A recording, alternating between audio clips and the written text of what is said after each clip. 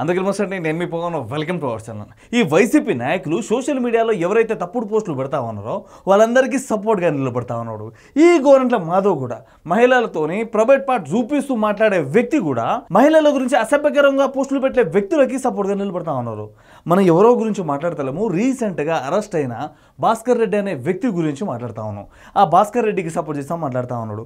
Okay, ఈయనతో పాటు విడుదల రజనీ కూడా సోషల్ మీడియాలో ఎవరైతే తప్పుడు పోస్టులు పెడతా ఉన్నారో వాళ్ళందరికీ సపోర్ట్గా మాట్లాడుతూ ఉంది. ఈ వీడియో లాస్ట్ వరకు చూస్తే మీకే అర్థమవుతుంది. గోరంట్ల మాధవ్ మాట్లాడుతున్న మాటలు ఫస్ట్ విని దాని తర్వాత మళ్ళీ మనం మాట్లాడుకుందాం. ఈ వీడియో మాత్రం చాలా ఇంట్రెస్టింగ్గా ఉంటుంది. లాస్ట్ వరకు చూసి అందరు కామెంట్ చేయండి. మాట్లాడండి. గోరంట్ల ఎప్పుడో 10 సంవత్సరాల కింద సోషల్ మీడియాలో పోస్ట్ చేసినారని అతని తండ్రి చనిపోతే తండ్రి రిచువల్స్ కు ఆయన వస్తే కాదండి. గోరంట్ల మాధవ్ గారు 10 సంవత్సరాల కిందట పెట్టిన పోస్టులకి పోలీసులు ఇప్పుడు రియాక్ట్ అయ్యి ఆయనని అరెస్ట్ చేశారు. దాంట్లో తప్పేం లేదు కదా. సరే, నువ్వు దీనే తప్పంటావును.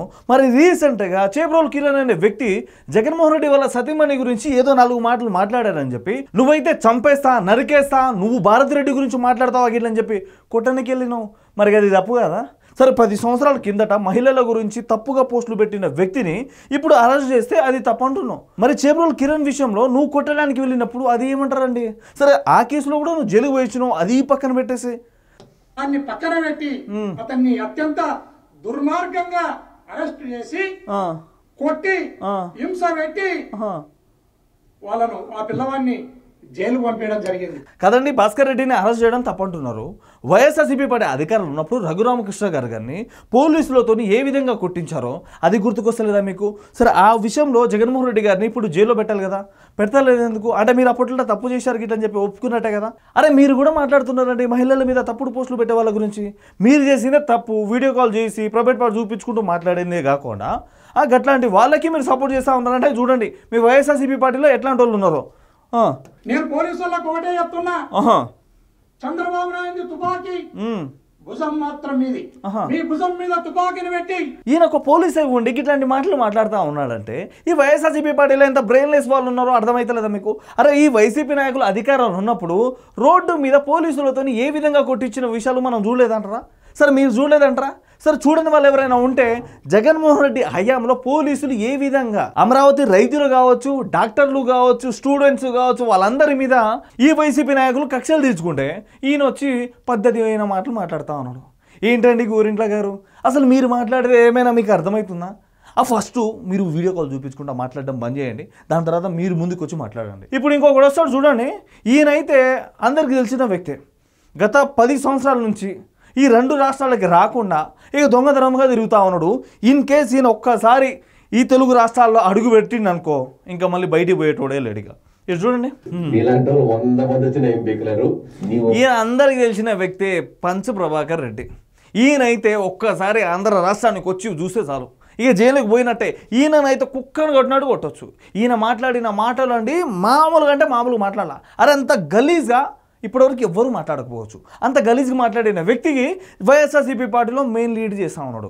అంటే వీళ్ళందరూ ఎన్ఆర్ఐ వైఎస్ఆర్సీపీ పార్టీకి సంబంధించిన లీడర్స్ వైఎస్ఆర్సీపీ పార్టీలో ఏం చేయాలన్నా, వీళ్ళు బయట రాష్ట్రంలో నుంచి ఎవరిని తిట్టాలన్నా ఏం చేయాలన్నా ఒక గ్రూప్లో ఉండి వైసీపీ నాయకులు అందరూ కలిసి కూటమి ప్రభుత్వం మీద ఇప్పటికీ బురద చల్లుతూ ఉన్నారు. అయితే రీసెంట్గా భాస్కర్ రెడ్డి అనే వ్యక్తిని అరెస్ట్ చేస్తూ ఉంటే వీళ్ళందరూ భయపడి ఏం చేసినా చేసుకోండి, ఇప్పుడైతే నేను మారిపోయాను, నాకు తెలంగాణకి ఆంధ్రాకి ఎలాంటి సంబంధం లేదు గిట్టని చెప్పి మాట్లాడుతూ ఉన్నారు. ఇది గతంలో మాట్లాడిన మాటలు. ఏ విధంగా మాట్లాడుతున్నారు చూడండి. మాత్రం కేసులు నా మీద ఇప్పటికి 100 కేసులు పెట్టారు. ట్రై చేశారు. పెట్టుకోండి, మీ ఇష్టం, ఎన్ని కేసులు పెడతారో పెట్టుకోండిరా.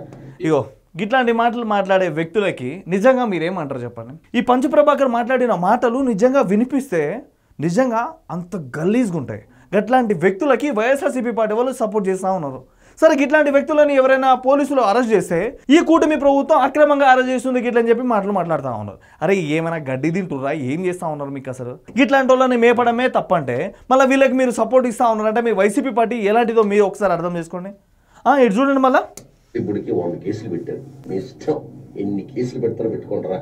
ఏదో మర్డర్ కేసు చేసినట్టు లేకపోతే ఏదో చేయరాని నేరాలు చేసేసినట్టు అతను ఈయన ఎవరో గురించి మాట్లాడుతున్నాడు గిట్లని చెప్పి అనుకోమాకండి. రీసెంట్గా అరెస్ట్ అయిన భాస్కర్ రెడ్డి గురించి మాట్లాడుతూ ఉన్నాడు.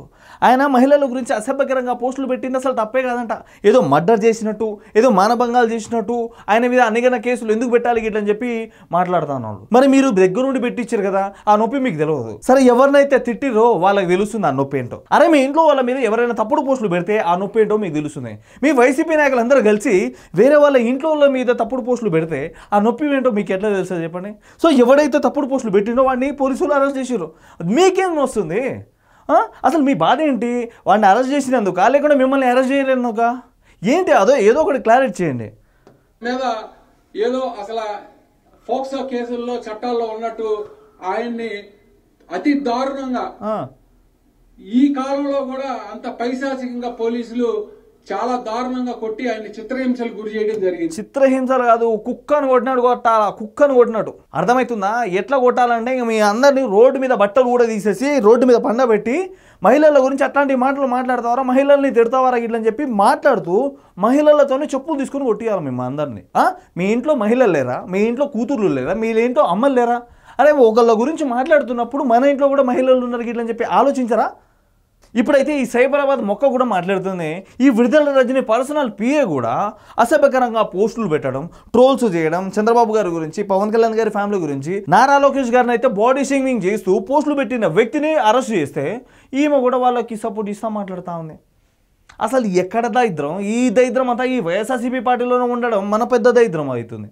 అరే ఏంటండి మీరు సోషల్ మీడియాలో ఎవడైతే తప్పుగా పోస్టులు పెడతాడో, ఎవడైతే సోషల్ మీడియాలో తప్పుడు మాటలు మాట్లాడతాడో వాడిని అరెస్ట్ చేయడం తప్పు కాదు. ఇది మాత్రం వాస్తవము. ఎవరో గాలి పోగేసుకొని కట్టుకథలు అల్లి నన్ను టార్గెట్ చేస్తూ మిమ్మల్ని టార్గెట్ చేయడం ఏంటండి? అసలు నాకు అర్థం కాదు. మిమ్మల్ని టార్గెట్ చేయడం ఏంటి? విడుదల రజని గురించి తెలియని ముచ్చట కాదు. గుంటూరులో గ్రానైట్ క్వారీ యజమాని దగ్గర 6 కోట్లు డిమాండ్ చేసిందని చెప్పి ఆ యజమాని ఈమె మీద కేసు వేస్తే ఆ కేసు మీద అటు ఇటు తిరుగుతున్న వ్యక్తి ఈమె కూడా ఎవడైతే తప్పుడు పోస్టులు పెడతా ఉన్నాడో వాళ్ళకి సపోర్ట్ చేస్తా మాట్లాడుతుంది. ఇక్కడే అర్థమవుతుంది వైఎస్ఆర్సీపీ పార్టీ సోషల్ మీడియాలో ఎవరైతే తప్పుడు పోస్టులు పెడతారో వాళ్ళందరికీ అండగా నిలబడుతుంది.